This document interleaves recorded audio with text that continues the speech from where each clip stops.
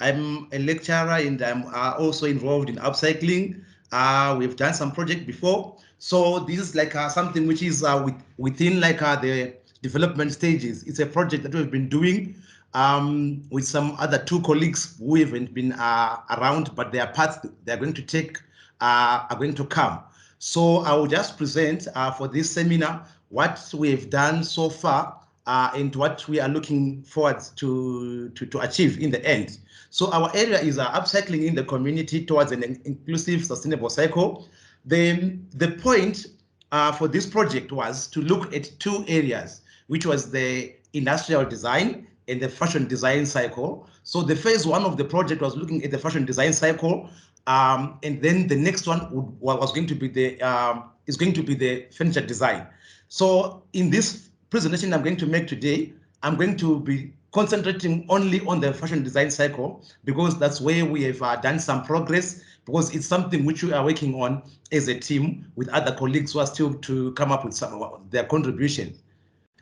So as an introduction, in the fashion sector, we know that the apparel manufacturing sector is well known for contributing to the negative impact to our environment.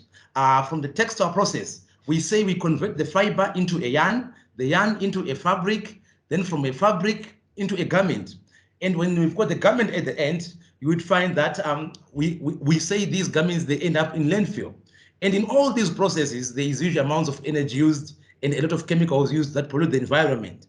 So looking at this whole chain process, we are saying we're starting from the fiber, from the fields, from the farmer, whoever, whichever fiber, or maybe a regenerated fiber or a man-made fiber.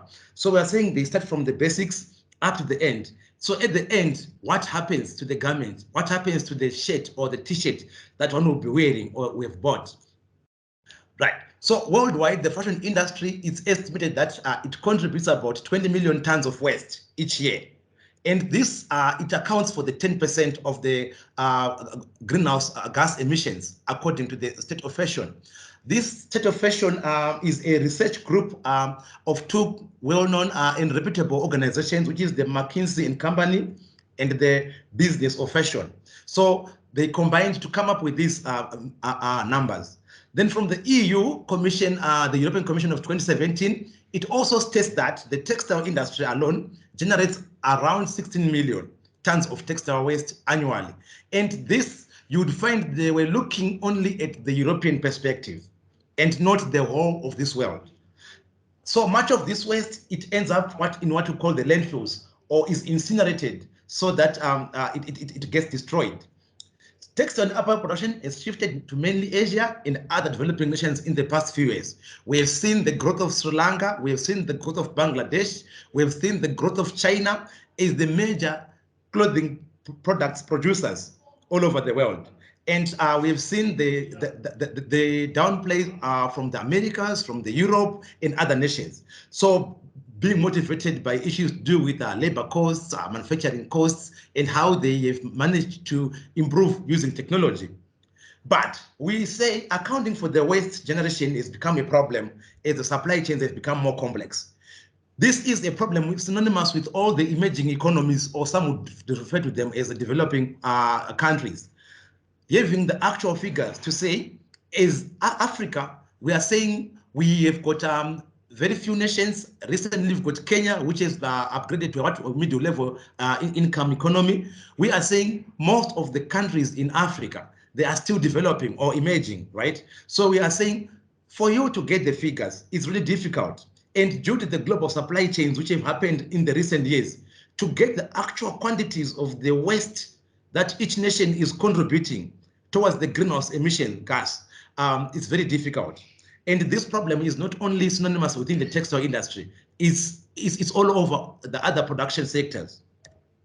So the green movement is booming in the clothing industry, where we are saying most of the suppliers and the consumers, they are becoming more knowledgeable. So they want to know, how did you come up with this product? How did you manufacture it? We talk about the green labeling, we talk about the eco-friendly dyeing process, about the eco-friendly printing process. So the consumers are becoming more and more knowledgeable about their role when it comes to the environmental impact of the clothing products.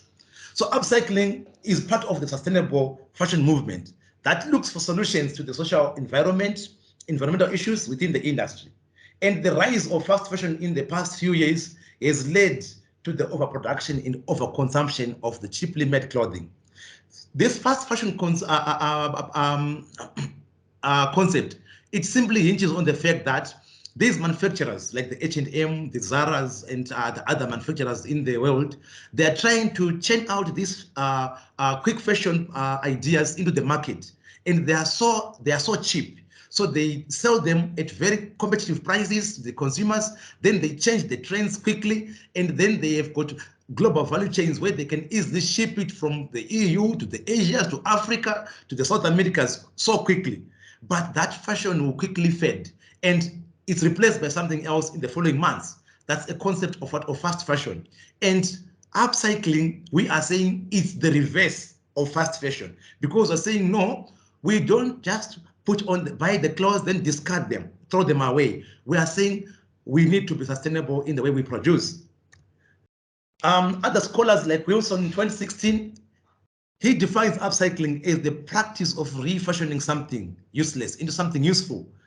This is where the problem starts now within the fashion sector, to say, what is it that you're going to reproduce? If it was a shirt, how can you reproduce it to make it something which is much more fashionable?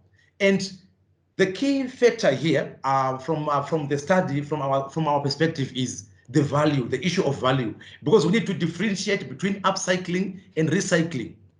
Another author, again, Sang 2015, says upcycling is an activity of creating newness or better quality from used or waste materials while adding value. This is where we are saying within the fashion side, we need to look at it from the perspective of saying it's not just taking a shirt to make a short, right? It's about taking a shirt to make another product which is of more value, which is much more of added value to the previous product. So in short, just comparing the upcycling and the recycling process, we're saying recycling is more of the downcycling, right? And in upcycling, within the fashion perspective, we're saying it should result in a one-of-a-kind piece from the discarded clothes or the accessories. And the key differentiators between upcycling and recycling are the issue of value and the issue of energy.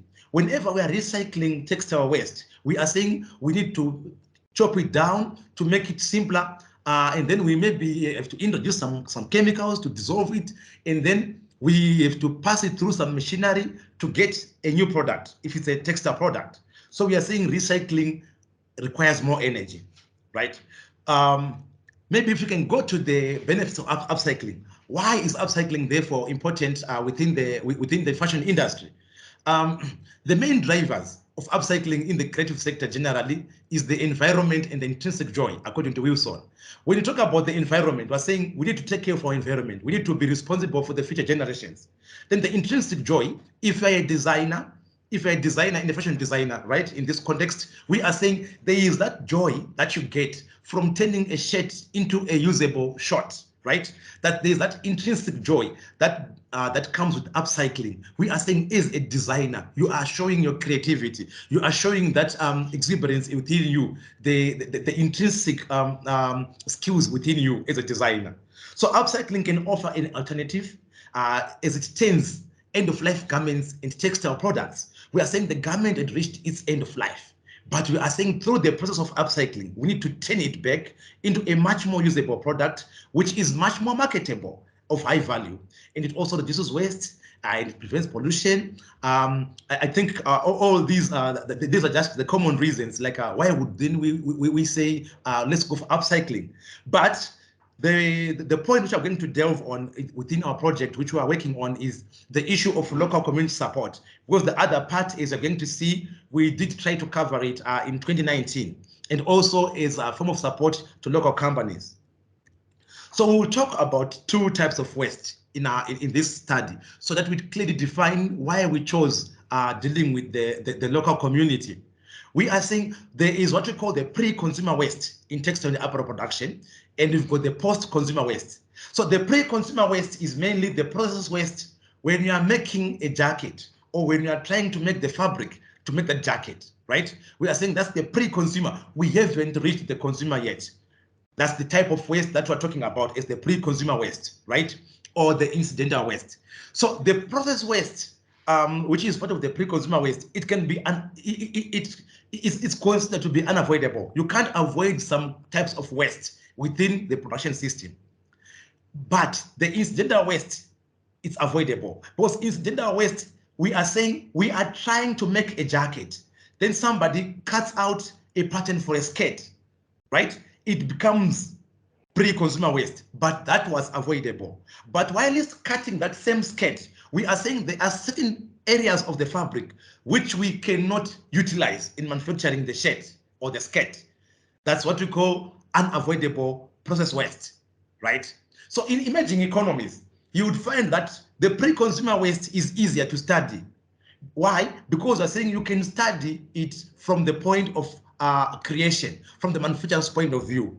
Why? Because documentation about the post-consumer is very difficult to come along, to come by to the researchers. So there are innumerable benefits to the company, to the environment, and also to the community, like we're talking about poverty alleviation. So when we identify these three benefits, this is where we say then, this is our point of juncture. Where do we make the difference as academia? Where can we say we fit in terms of this study? So maybe if I can go on to explain the process waste, so that at least maybe there's a demarcation on why we chose the pre-consumer waste. The process waste usually it's unavoidable waste, and we talk about the poor handling, material handling, food work practices, quality of packages, deviation from production parameters, faulty machines or mechanisms, substandard raw materials. We can also add mistakes by the design team when we're designing the product in the design room.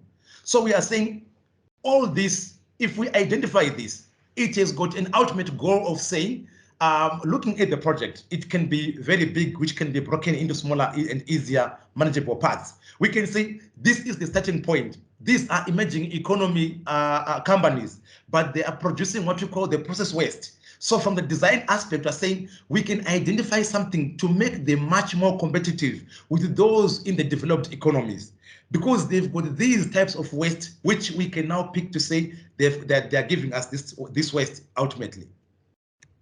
So the post-consumer waste, the textile apparel products that have served their useful life or the consumer is thrown away after a certain number of wearings. The post-consumer waste, it varies from country to country. You would find that from Nigeria, they've got their own waste. In Zimbabwe, we've got our own waste. In Botswana, in South Africa, in Zambia, Malawi, etc. Because of different aspects which guide us. But one of the most notable one is the COVID-19 face mask, which I think we would agree, after using it, somebody would just throw it away. And you would see this in the road. Some would be responsible, they'll throw them into the bin. These are the type of the post-consumer waste. But we are saying in our study, we had to start to say, in emerging economies, there is a boom in the trade in second-hand clothes. So when we try to study post-consumer waste, you would find that Africa, and I would say maybe with other colleagues from all over Africa, there is no one single nation where there is no trade in second-hand clothes trade in Africa. Why? Because some of it comes as donations, some of it it's some trade which is somehow dark trade in Africa. It's because of our economies of scale, and it's because of our income. We've got poor communities, so they would prefer to buy that cheap shirt than to buy a brand new shirt. So we decided in this study, we need to look at the pre-consumer waste, because the post-consumer waste, the information is mainly distorted by the second-hand trade. It's a study on its own, which we decided as a group to say it's something which we could study to say, is it feasible to do upcycling of post-consumer waste? Because we're looking at something which has been donated to you or that you have bought. Do you have the capacity, or is somebody willing to simply say, I got this shirt donated to me, can I redesign it into another product, right? That would be the post-consumer waste and upcycling. So our past research, which we did is this one. It was in 2019. We looked at the 4 areas. It was the student designer and the manufacturer and the fashion consumers themselves and the community. So the first project which we did in 2019 was looking at the students, how they examine the upcycling design process, right, of the used clothes. So we are saying this was the informant to our current study now, to say, since we've dealt with the students, let's look for another area where we can say, can we pick some relationships, right? Can we pick some relationships from this study to go further to another level? And from this study, I'll just summarize to say, the key findings from this study were the post-consumer waste study is difficult to work with because durability is a big issue. A shirt that has been worn for 2 years, to redesign it and make another product, it is dependent on how the wearer was using it. So it's very difficult to talk about the durability in that. And also it needs a high level of creativity. There is issue of picking and unpicking process of the garment, because maybe it was a jacket, you want to make a smaller shirt which is fashionable, so you need to unpick the threads which had been used to join the seams. Also, there is need to have good knowledge of textile science for one to be able to select the types of fabrics well, to say if it's a jacket and a shirt and the trousers, how can one combine this? So in post-consumer waste, we found that from our previous study, the students preferred using the denim material. Why? Denim is much more stronger. So the students were going for the easier things. So they would just say, I will pick my 3 used jeans, then I would try to make another new product. And you would find the type of fabric or the quality, there was no variation because of that.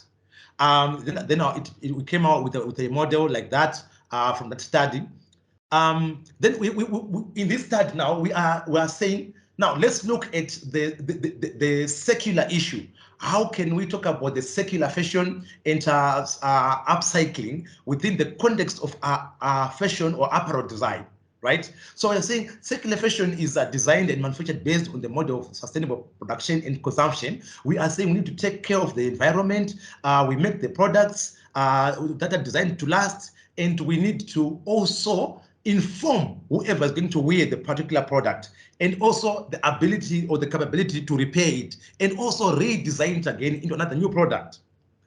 But application of the circular economy to the textiles and fashion sector, is this applicable? And how easy is this process, given that we're talking about the context of emerging economies, and we're talking about communities which are poor, right? We're not talking about the developed economies, like if you go to the European setup, whereby they can easily discard some clothes due to the issue of fast fashion. We're talking about a different perspective where the person who might be wearing the product, or who bought the product, he or she is also poor.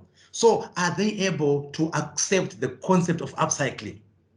So the concept of fast fashion industry, was saying it employs speedy manufacturing, like we talked about before. So applying the circular economy in fashion implies recovering, recycling, and reusing that fabric instead of throwing it away. Circularity in fashion is a viable alternative to replace the take, make, and waste model with a recover, recycle, and reuse model, which is the 3R model. So this generates added value because it turns waste into materials that can be reinjected into the value chain. But the biggest question now, which we are still working on, is, can the emerging economies adopt such sustainable product practices?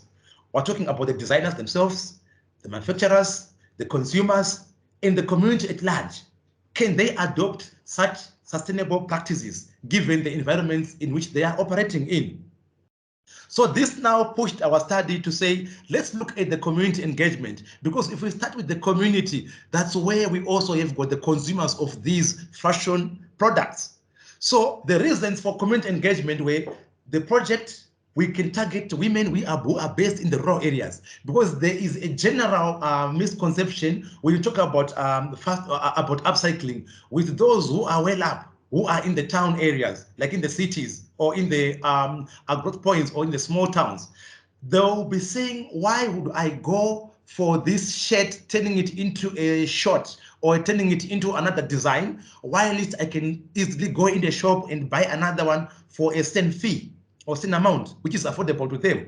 So we then targeted to say, because of our economy, of our communities, where we find that we've got marginalized communities who are poor, who would want something warm for them or for their kids, let's target them and look at, can upcycling, looking at the pre-consumer waste, be an alternative for these groups specifically?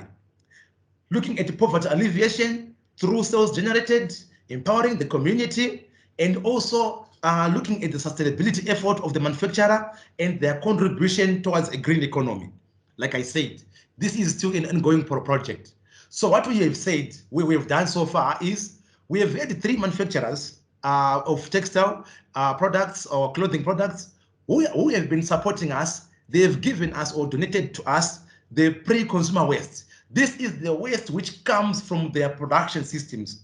And from the image shared, you can see the various pieces of fabric which are just thrown in there. So they would just throw this into a very big bag. Then they would say, come and pick up with your vehicle. Then you go and distribute this. So we are saying, how can we now tackle upcycling, looking at such type of waste, which is the pre-consumer and not the post-consumer waste, right? We are saying this, we are also assisting the manufacturer to take care of the environment. Instead of them burning this material, we are saying we are trying to resuscitate it, give it another lifespan, and make something which is much more of much more added value. And that is how we were talking about it, sorting and picking the process. You need to separate the fabrics, you need to separate the quality and the type. So our project, we are working with a group of women in a village. So it's about 40 km from our town where we are located in Chinhoyi. And we give them the material, then we go and try to assist them in trying to sort out the material according to size, according to fabric, and according to the colors. So this is the sorting process. The top left image there, we've trained that woman to sort out the waste. This is a process which they can take, which they will go through, and then they will sort out according to sizes to see how best they can group the items together. Then, after grouping that, we are saying these are women in the raw areas. We capacitated them with sewing machines. They've made beautiful handbags. I think you can see that one, which is made of denim offcuts. And they've got another, which is a throw over. And these, they are using them for their beds. And they will simply be warm. So we are saying, instead of buying a blanket, they can now say, I can make my own blanket from this pre-consumer waste material. So it's a group of women. I would have loved to share the video where we had some party with them after making their products, presenting their products from the pre-consumer waste which we had given them and what they've done. And it's an example there. Those strips which we are seeing on the products, it's the offcuts from the production process from a company which makes some graduation gowns. So we are saying this company, it gives us these strips which they use for their graduation hoods for different certain material. And these women, they make beautiful blankets which are very warm. Those are some of the products which they've made. And the project is still ongoing. And the challenges made so far is the manufacturer buy-in. How many manufacturers can come into the game to support us, the issue of transportation of this material, and also the issue of price per product. The skill level needs to be upgraded because we're talking about capacitating the rural folk who are poor, who cannot manage to buy a new blanket, but are saying, give them something, let them appreciate that I can make something using my own hands, then teach them the skills, then they can make something which is much more useful, and then they can resell. These are the references for our presentation so far. It's a research which is still ongoing, and like I have said, we still have those challenges here and there, but we hope through this seminar, we can have some engagements to maybe improve on our work. For now, I can say this is the phase 1 and still is ongoing. For now, it's okay. Thank you very much.